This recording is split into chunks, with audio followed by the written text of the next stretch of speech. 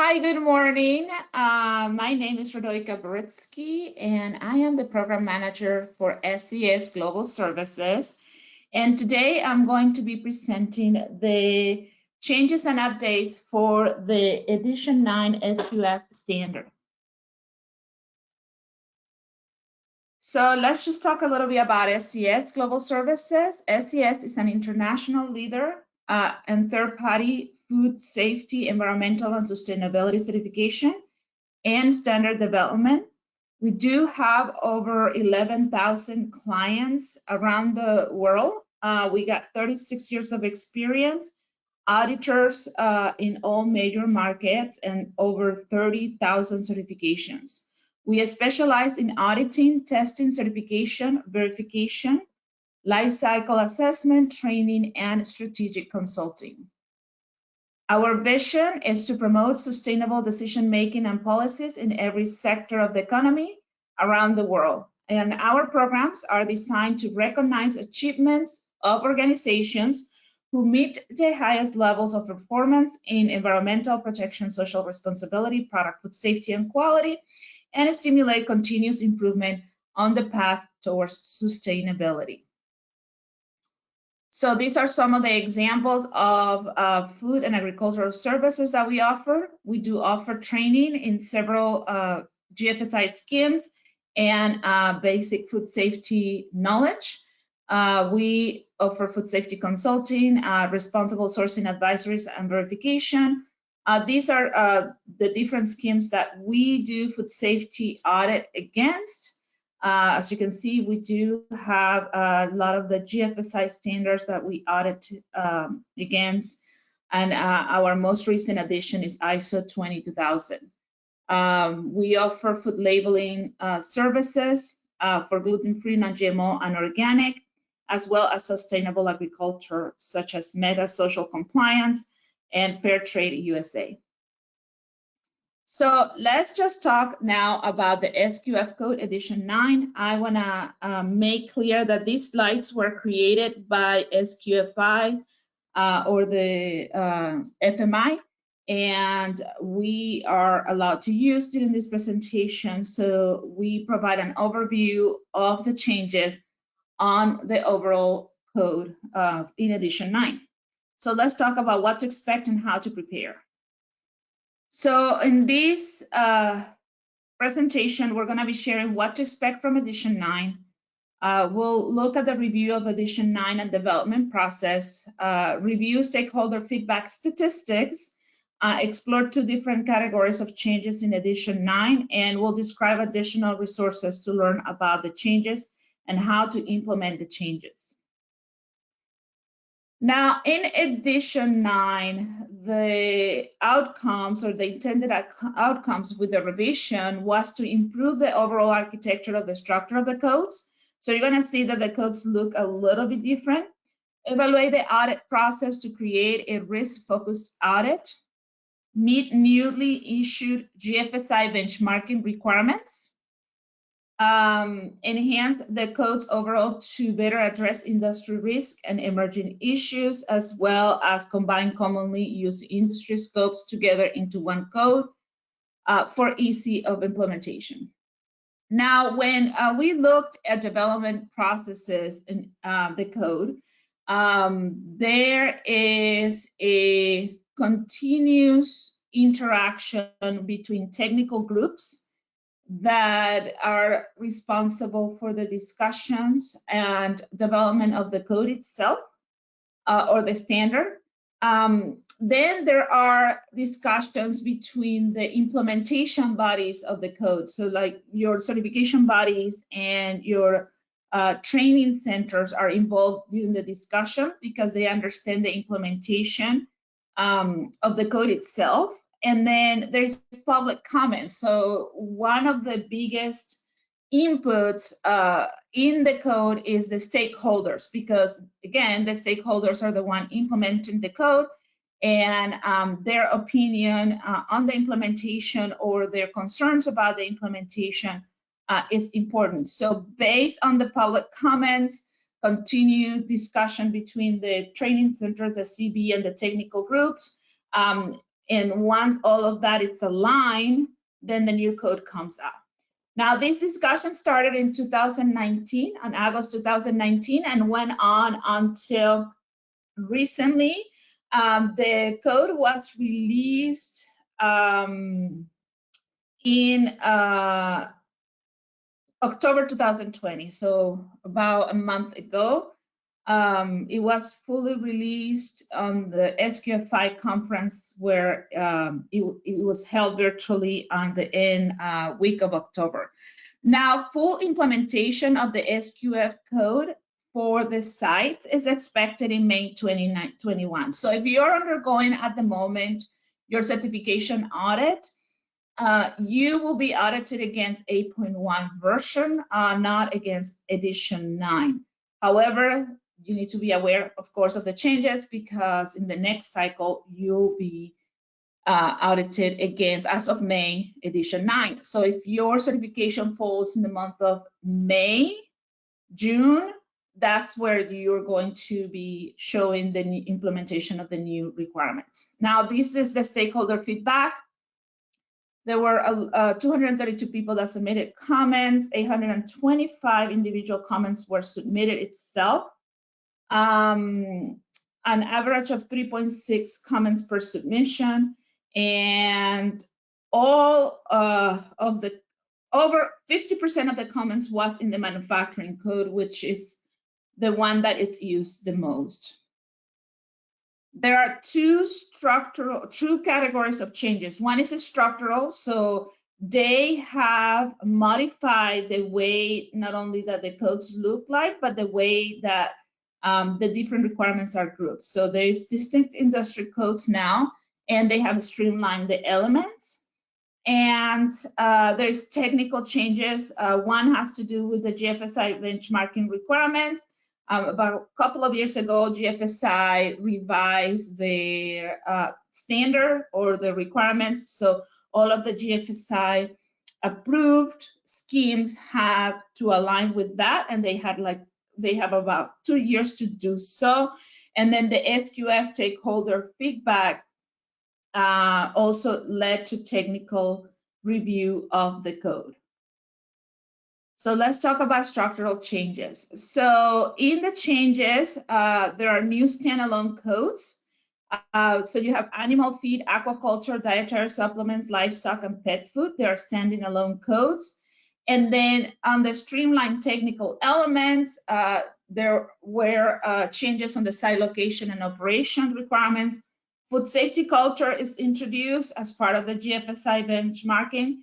Chemical storage, personal hygiene specifications and training, all of those requirements were modified based on the structure in a way.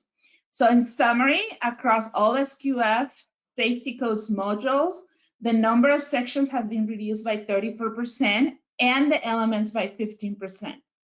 So this was achieved by consolidating the elements without impacting the content or the integrity of the standard. There was a little bit of, in the revision, there were separation of certain elements. I will take a look at that in a minute, but, and they also grouped elements that were somehow scattered through the code, but they all belong to the same category. So the suite of codes have been given a fresh look inside and out, and we'll take a look at that as well. Primary codes have been divided into 3 separate codes: livestock, primary plant, and aquaculture.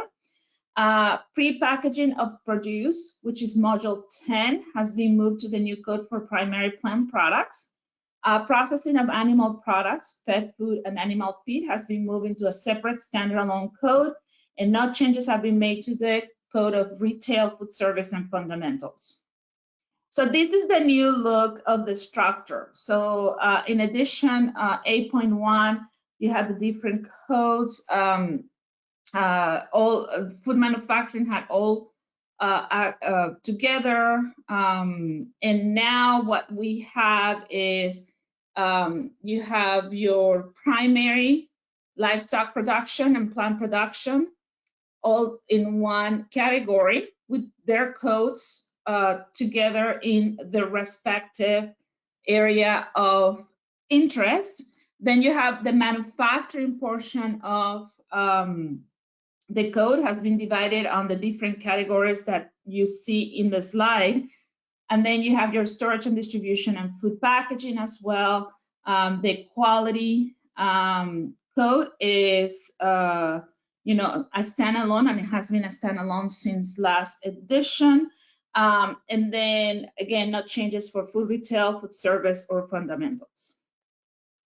These are the new looks. So for food manufacturing, you had, a general on edition 8.1, and now with exterior, you have the identification of the different categories. And the same for primary production and the other codes. And this is just the interior. It's a little bit more clean look, and it has the better outline of the requirements. So let's talk about the technical changes itself.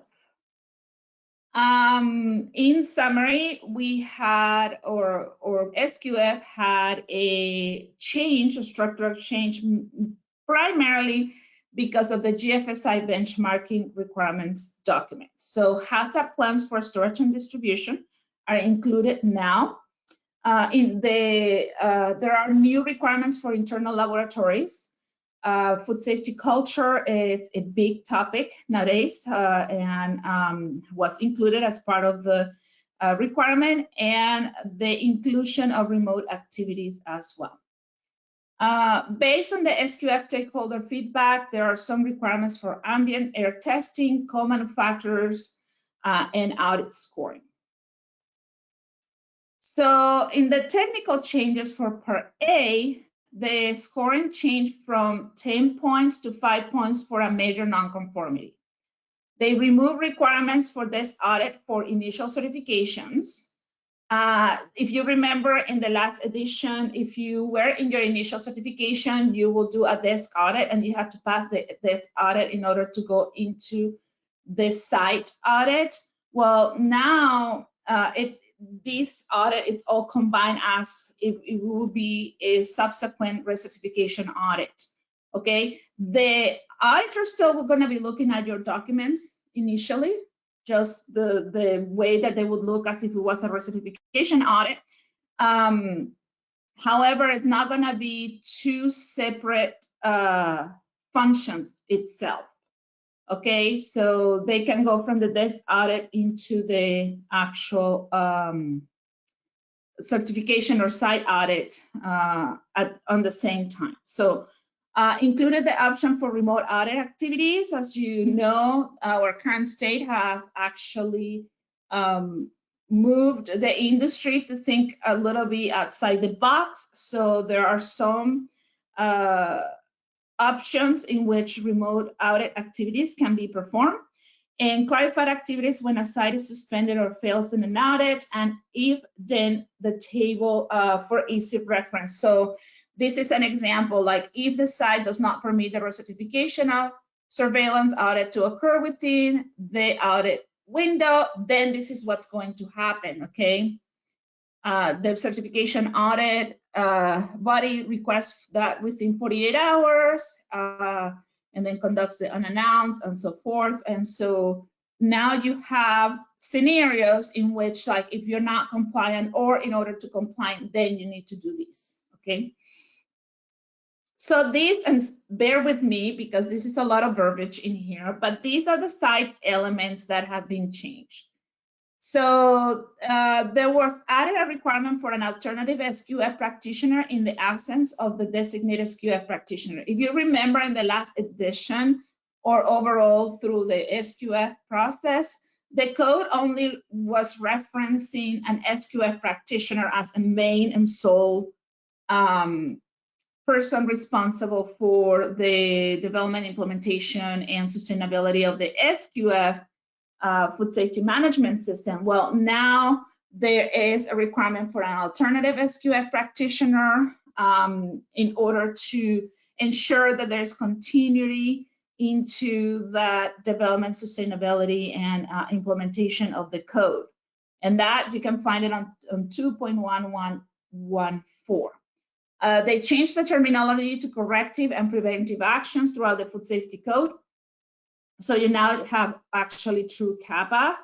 Element 2.3.2 concerning validation and verification of raw materials has been split into validation, which is retained in 2.3.2.4, and verification is now found in 2.3.43. New elements, 2.325 requires approval of raw materials suppliers to notify the site when changes happen, and can impact product formulation. And these changes may necessarily be related to food safety, but it might be protein content, moisture, amino acid profiles, and so forth, that may lead to a negative impact or a different outcome in your product formulation.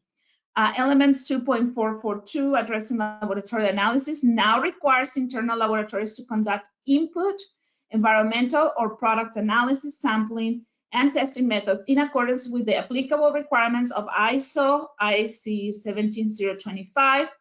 So ISO IEC 1725 is a requirement in which, or a standard in which third-party laboratories are actually benchmarked against in order to prove that they're using validated methods that are reproducible and accurate. So now this requirement goes into internal laboratories that conduct this type of testing, okay? These include annual proficiency testing for staff conducting analysis. Requirements for external laboratories move into the system elements, and the proficiency testing is not included in the 2.442.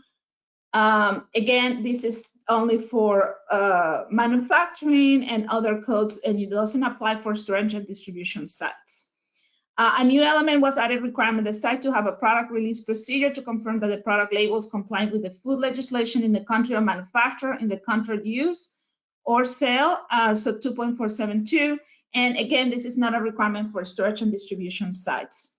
All elements related to crisis management planning were combined or moved to section 2.6.4. All elements addressing food defense and food fraud were combined in sections 2.7.1 and 2.7.2. A requirement of food defense threat assessment has been added. And food fraud, which used to be non-mandatory, now is a mandatory element, which it doesn't surprise me, it's a mandatory element. Elements addressing training were consolidated into two sections, 2.191 training requirements and 2.92 training program. A requirement to outline the competencies required of relevant staff was added into 2.9.2.1. In terms of technical changes for the system elements, one of the major changes that right now are being discussed across the board are food safety cultures, which was actually included in the code under the senior site management or management review portion of the code. And basically what it does says is that senior site management shall lead and support a food safety culture within the site that ensures at a minimum the establishment, documentation, and communication to all relevant food safety staff or objectives. Adequate resources are available to meet food safety objectives. Food safety practices and all applicable requirements of the food safety system are adopted and maintained by the staff, who is informed and held accountable. That the staff are positively encouraged and required to notify management of actual or potential food safety issues, and staff are empowered to act to resolve food safety issues within their scope of work. In terms of internal laboratories, they address product analysis, which shall be conducted to nationally recognized methods or company requirements, or alternative methods which are validated, and that's part of the 17025, where internal laboratories are used to conduct input environmental or product analysis, sampling, and testing methods shall be in accordance with the ISO standard 17025. including annual proficiency, and external laboratories shall be accredited to ISO 17025 or equivalent international standards and included to the site's contract services specification list. Oops.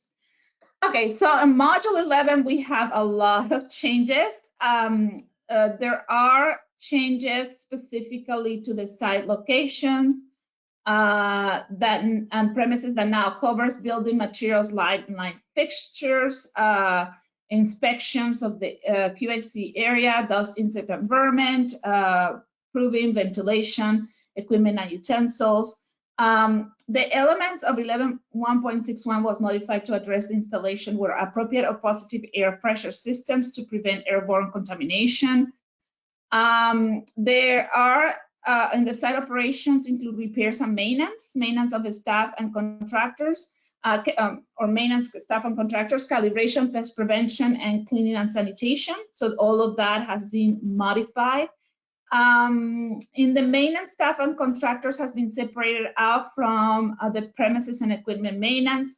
All reference to hand washing signage was combined under 1.3.25. Elements addressing clothing, personal effects, jewelry, and laundering were combined in section 1.33. As you can see, all of this is just basically changes to different points of the code on module 11. Changing rooms, toilets, and break rooms were combined under 11.35. These, again, are technical changes, but mostly structural when it comes to combining or separating some of the functions.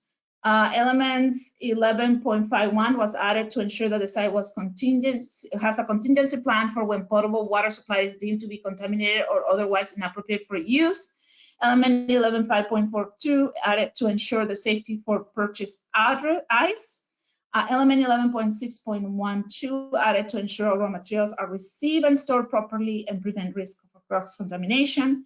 All elements addressing the storage and cleaning of pest prevention were moved to section 11.6.4, storage and hazardous chemical and toxic substances, and so forth. Then they added also new elements 11.8.1.10 addressing the effective removal and storage if required wastewater. So these are minor changes that might affect part of how you have written your programs. So you have to be sure that you understand what are the new requirements so you can revise those procedures if you're already certified, or if you're not certified and you're looking certification for the first time, then now you understand, if you have developed already these programs and you're on your way of certification, that these are the different modifications that are done.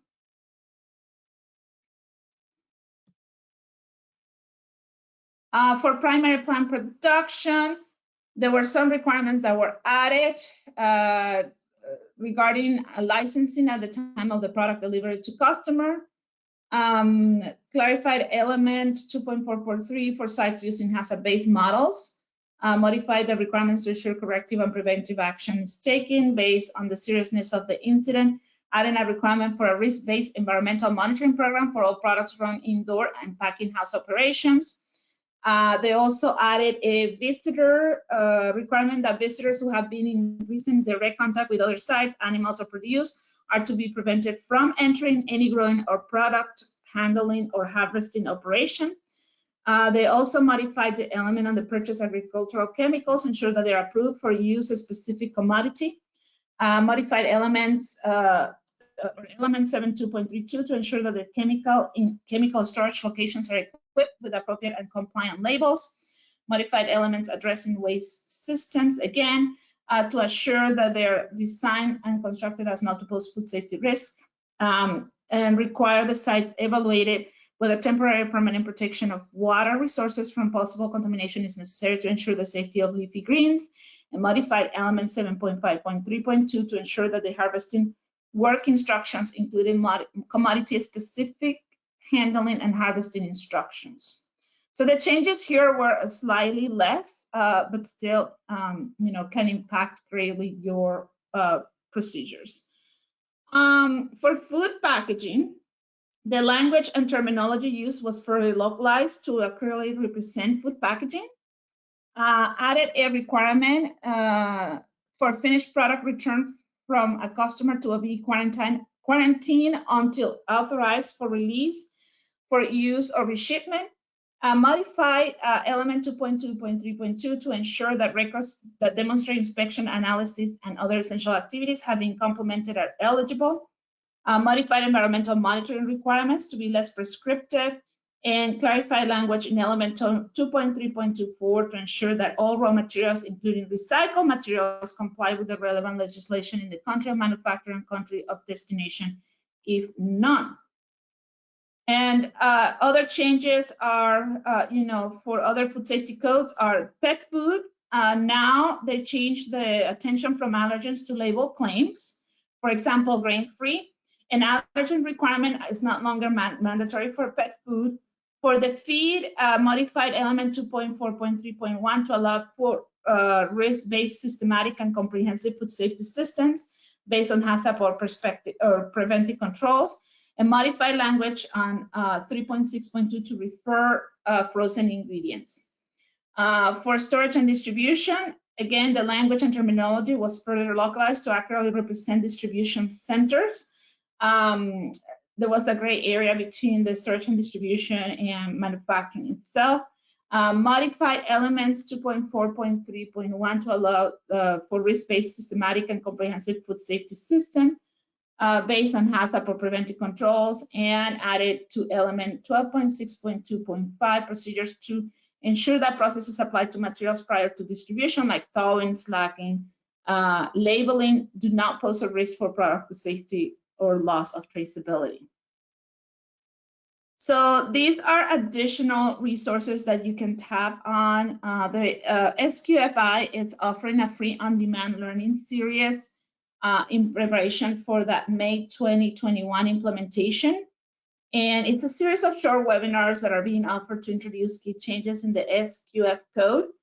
It is presented by members of the SQFI technical team, and it's available at their website.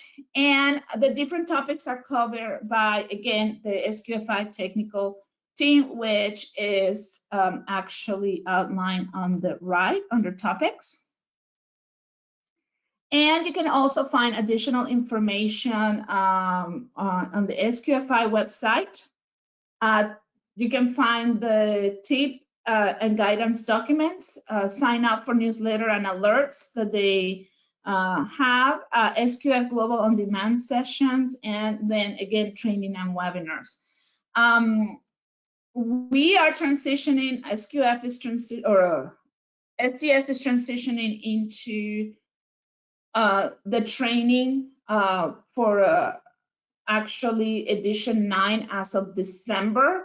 So as a training center, we don't actually have ownership over the slides that they provide. So therefore, we have to wait for them to provide the slides, and we just got the slides this week, the ones that we can use in the interim until they finish the entire training. So we will be providing training as of December 5th with the SQFI new modified interim slides, and it will be dedicated to edition 9 as well.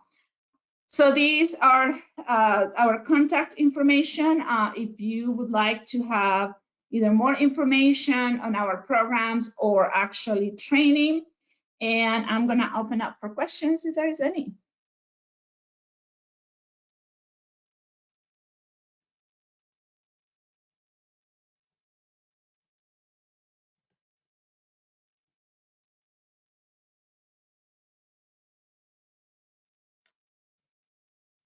Okay, so there are some questions here.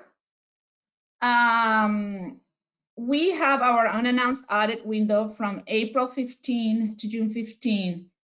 Will be audited to 8 or 9. Can't really prepare both. Well, it depends on when they show up. Well, again, as I mentioned earlier, if you, as of May 2021, you will be audited against edition 9. So I will prepare to edition 9 since you have that broad of a window and when you know they're not going to show up. Can we get this slideshow? No, I cannot share the slideshow.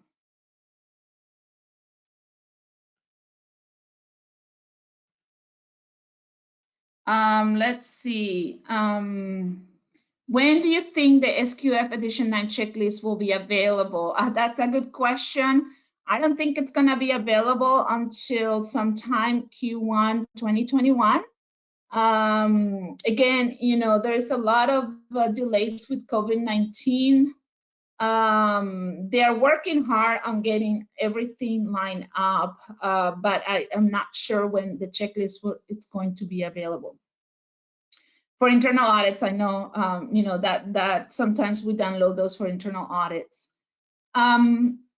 If you're urged, actually, what I would recommend to do is that you take a look of the changes that were outlined and add them to your current checklist. There might be a little bit of shuffling that you need to be doing. But if you really need to get going with your internal audits, then, you know, I would probably do that. Can you elaborate on the desk audit for initial certifications? So originally, and for the longest time, I think, since the code was created, what SQF would have done if you have an initial audit is that you will submit all your documentation, or even if the auditor was on site, you will have, or the auditor will check first all the programs for compliance.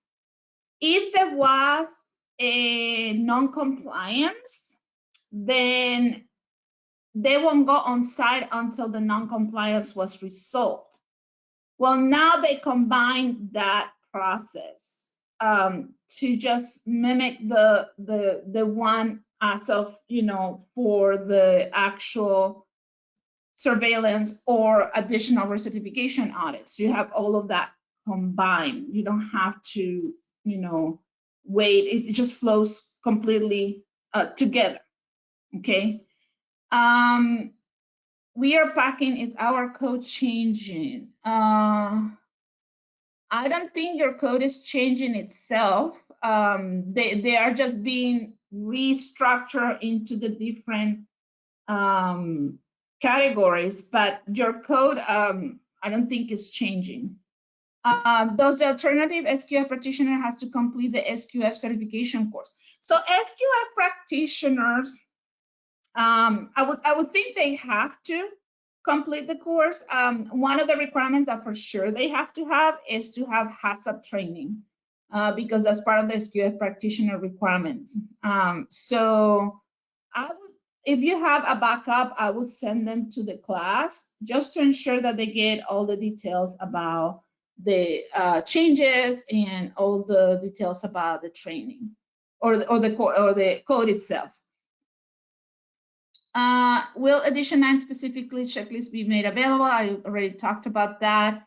Can you go back through the slides? Yes, in a minute, I can do that. I thought 9.0 will be released on May 2020, but audit against it starts January 2022. No, I think that you're going to be audited against 2021 on May, but I can't clarify that with my audit team. When will the webinar be available on the website? Shama, that's your question. I think as soon as we do some edits, maybe perhaps like the first week of November, or December. I'm like in the different month right now.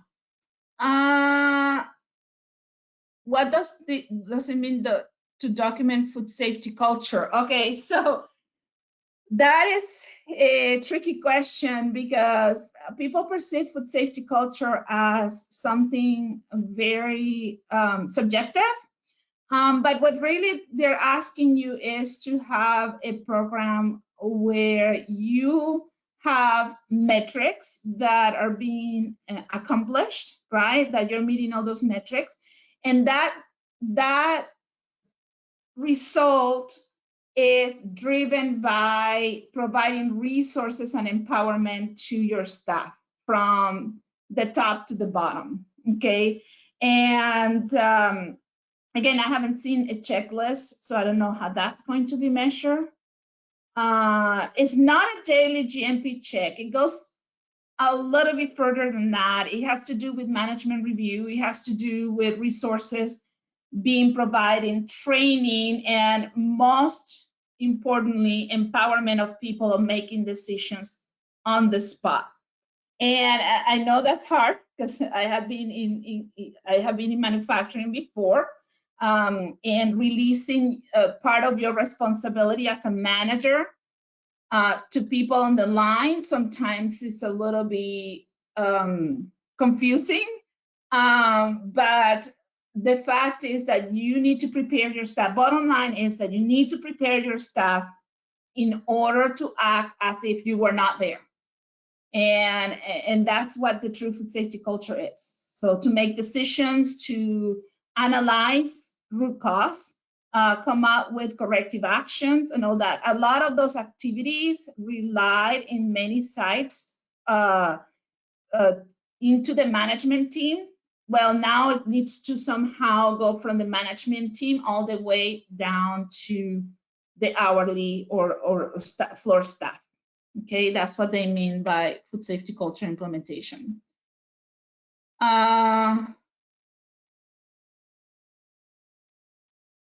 So one of the slides has the terminology that was changed to corrective action and preventive action throughout the food safety code.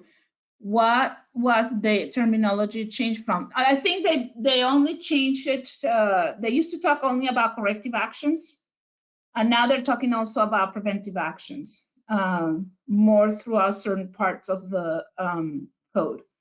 What does ambient air testing mean? Like testing the air in the production room? Yeah, that's what they mean. They mean that any means of testing for the air in that environment needs to be now in compliance with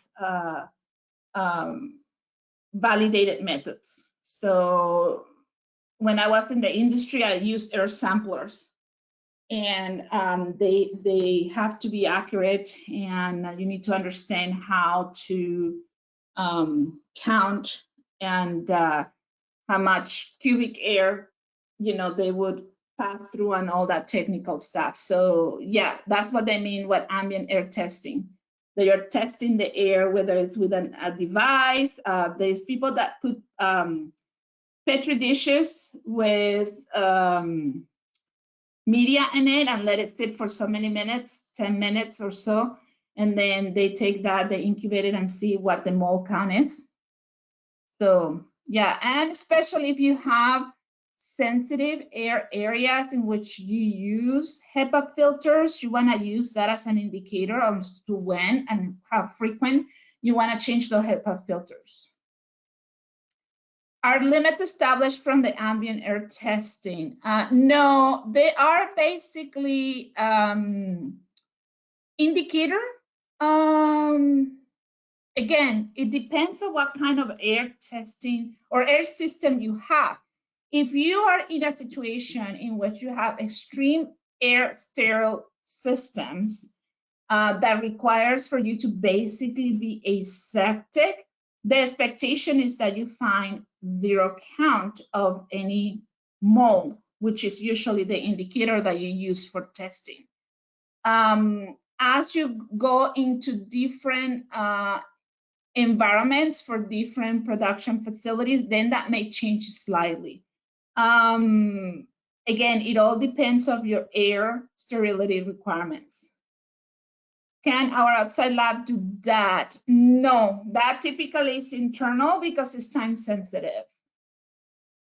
Any other questions? I know somebody wanted me to go back to the slides. I don't know how far you want me to go to the slides, but I can do that.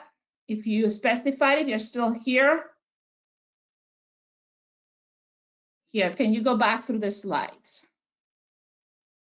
So Jet, if you're still here, you need to be a little bit more specific?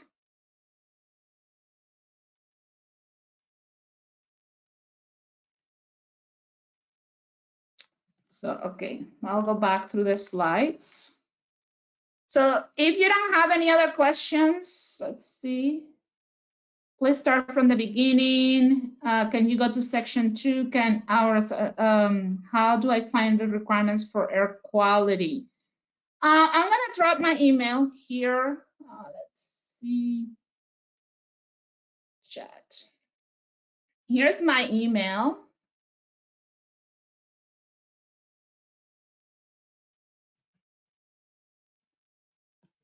Hold on a minute.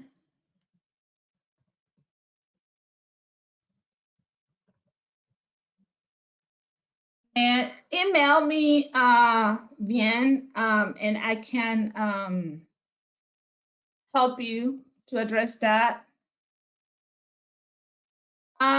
So we can also provide a document of the changes and another, for just training updates. If you are interested, let us know. You can actually email Diane, and her contact information is here.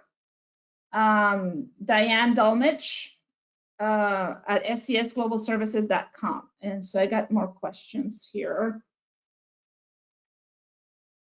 Okay, so some people want me to go to section 2, some others to start from the beginning. So let me just go back to the slides from the beginning. And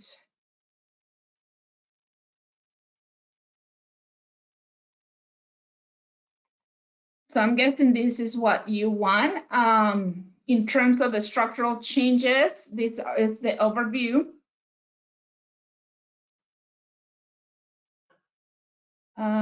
Somebody raised their hand. Give me a minute.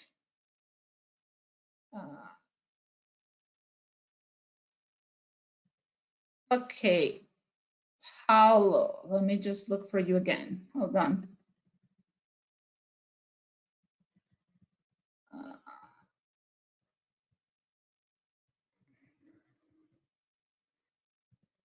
Paulo, you have a question, you're unmuted.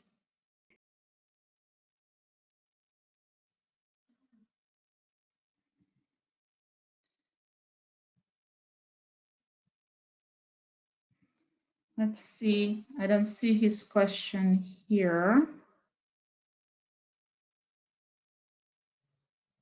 Oh, okay, never mind. All righty, so these are the structural changes, as I mentioned earlier. I'm not gonna go in detail as much. If you have a specific question, let me know. It'll show up on my side panel. Again, there is no really changes in the structure itself, other than now you have groups, and it's a little bit more evident of what food safety codes pertain to which group.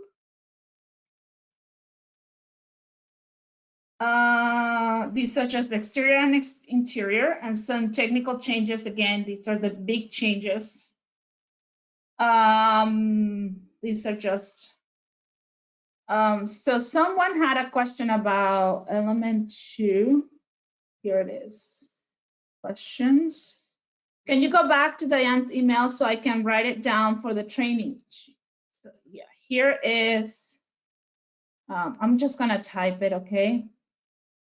Just give me a minute.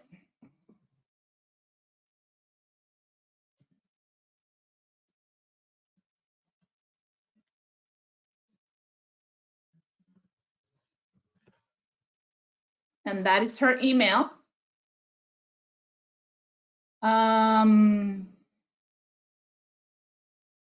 So there was a question about, can you go to the section 2?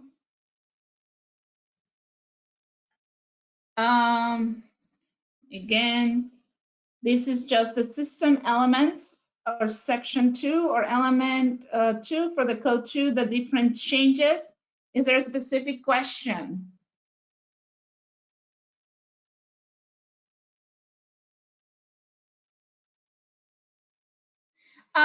So the confusion says, or Kevin says, I'm confused about 2.47.2. Wouldn't the label have been established as part of the product realization? That is a good point.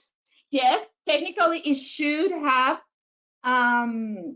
it should be part of the product realization. But somehow either perhaps for the feedback or new developments on the GFSI standard, they want to be sure that the element is in compliance. And so, again,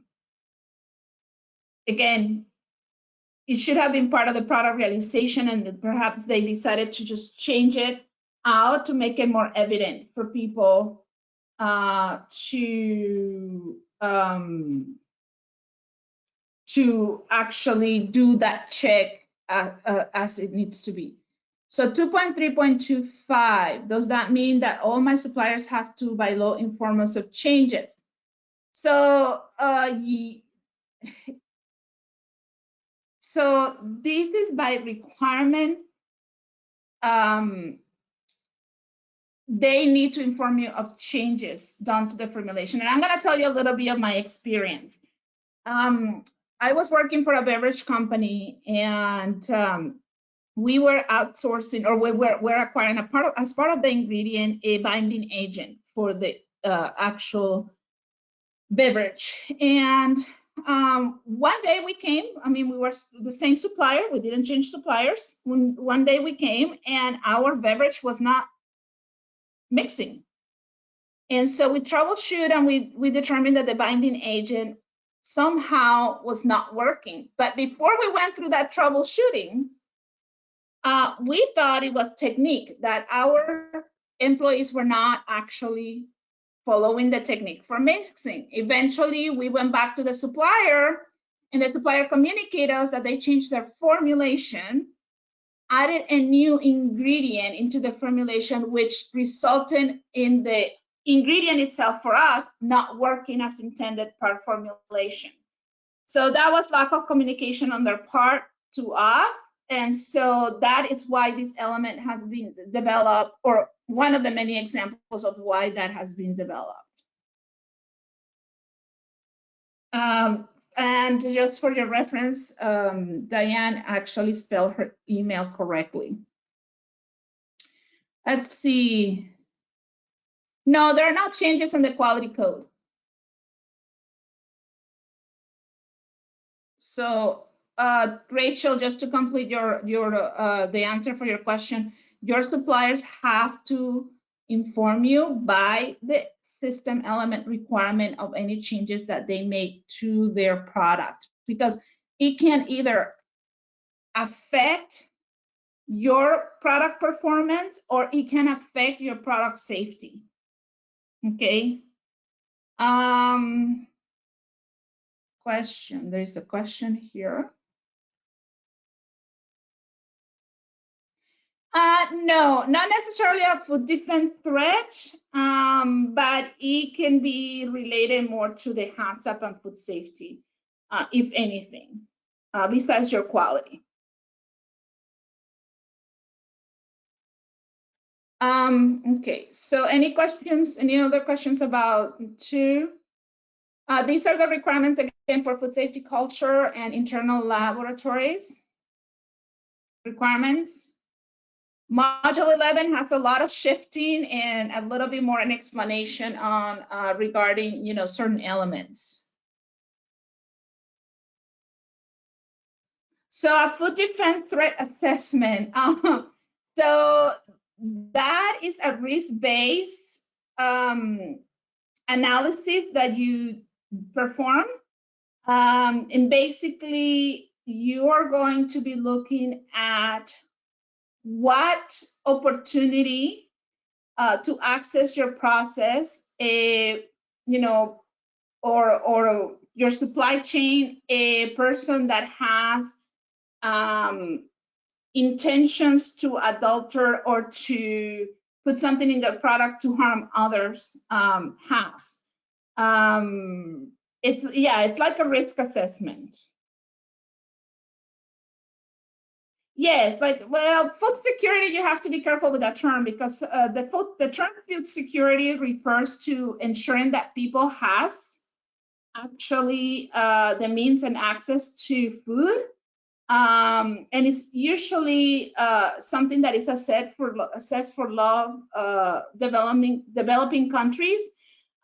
Food defense is more having access to cause harm, to modify the food in a way, whether by adding a chemical or a biological agent, to actually harm people. All righty, any other questions before I close?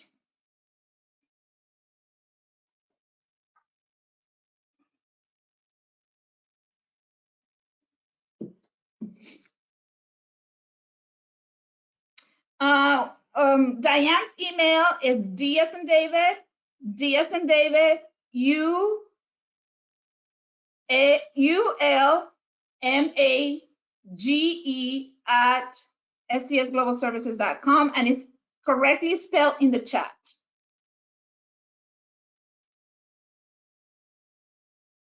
Are non-food ingredient suppliers required to submit approved supplier forms? When you talk about non-food ingredient suppliers, I'm guessing like your packaging, your labels. You should have a way of assurance that your food packaging and your labels are being in conformance with law. That's what you require. Okay, I'm going to put it in the chat again. Actually, I'm going to go to the slide so you can see her email. Oops. Right here. That is Diane's email. I hope you can see it. Oh, go back. I'm trying to get to the chat again or the questions.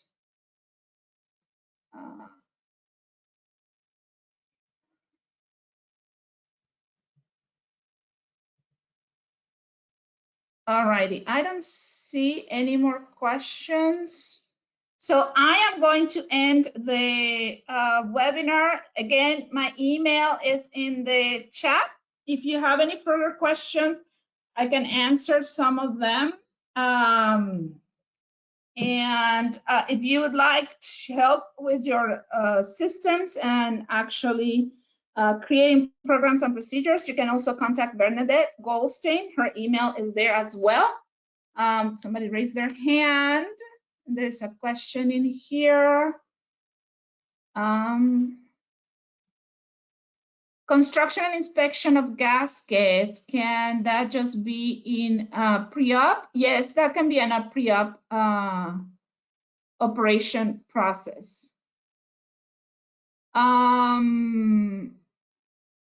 Yeah, that could be considered a pre-op, or you can have it as part of your sanitation programs.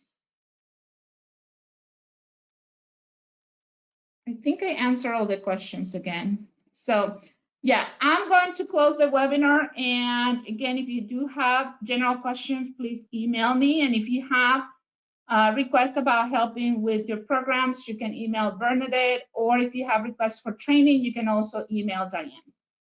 Thank you so much and for participating, and I'll see you guys in the next webinar.